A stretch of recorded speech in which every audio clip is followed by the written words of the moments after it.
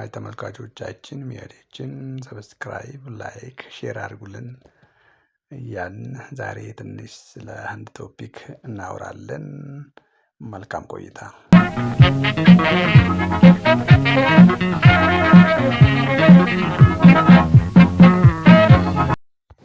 እንግዲህ ሰሞኑን በሀገራችን አዲስ አነጋጋሪ የሆነው የቴዎድሮስ ካሳሁን ቴዲ አፍሮ ሙዚቃ ተለቀዋል።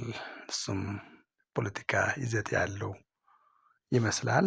ይህንን ምክንያት በማድረግ ደግሞ በሌላው አርቲስቶች ገላና ጋሩምሳና ሂሩሰን ጌታሁን ግብረ መልስ የሚመስል ሙዚቃ ተዘፍነዋልና እስቲ እንያቸው።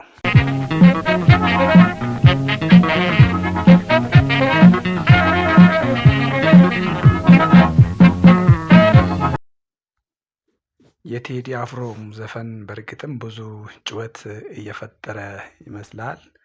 በተለይ ሙዚቃው ብዙ ጊዜ የፖለቲካ ምዕራፍ ስላለው ህዝብ እንዲያወራው ያደርጋል።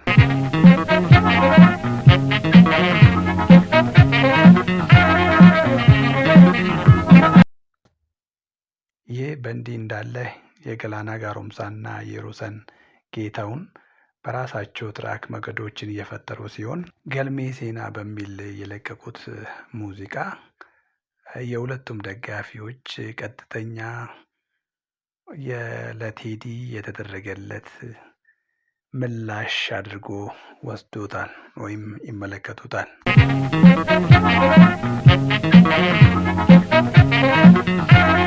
ሁለቱም ወገኖች በአሁኑ ጊዜ በኢትዮጵያ የሙዚቃ መድረክ ውስጥ ያለውን ትልቅ የባህልና የፖለቲካ ሽፋን የሚያንጸባርቁ ስሜታዊ ውይይቶችን እያቀጣጠሉ ይገኛሉ። የቴዲ አፍሮ ዳስታል እንደ ፖለቲካ ለቅሶ ታይቷል።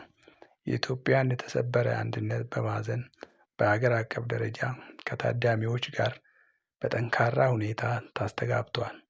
ነገር ግን ውዝግቡንም አስነስተዋል። በፖለቲካ ጨዋነት በተሞላ ሙዚቃ ያለው ስም ክርክሩን አሰፋው። የገላናና የሂሩሰን ገልሜ ሴና ለቴዲ አፍሮ አልበም ለሙዚቃ ምላሽ የተዘጋጀ ፍትህና የባህል ኩራትን በማጉላት የኦሮሞ ማንነትና ታሪክ ባከበረ ፈጣን በቫሪያል ስኬት በኢትዮጵያ ሙዚቃ ውስጥ የአማራጭ ትረካዎችን ፍላጎት ያሳያል። በባህላዊና በፖለቲካ አውድ ቴዲ አፍሮ ብዙ ጊዜ መላውን የኢትዮጵያ ብሔርተኛ ድምፅ ይወክላል። አንድነትን ይማርካል።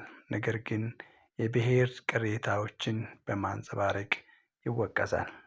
ገላናና ሂሩሰን የኦሮሞን አመለካከቶችን ያጎላሉ። ታሪካዊ ኢፍትሐዊነትን እና ባህላዊ እውቅናን ያጎላሉ። ግጭቱ የኢትዮጵያን ሰፊ የፖለቲካ ውጥረት ያንጸባርቃል። አንድነት ከብሔር ማንነት ከክልላዊ ኩራት ጋር። ለዛሬ ያዘጋጀሁትን ቶፒክ እዚህ ላይ አደርጋለሁ። እናንተ እስቲ ሀሳባችሁንም በኮሜንት ላይ ግለጹልኝ። ሚዲያችንን ሰብስክራይብ ሼር ላይክ አድርጉልን። እናመሰግናለን።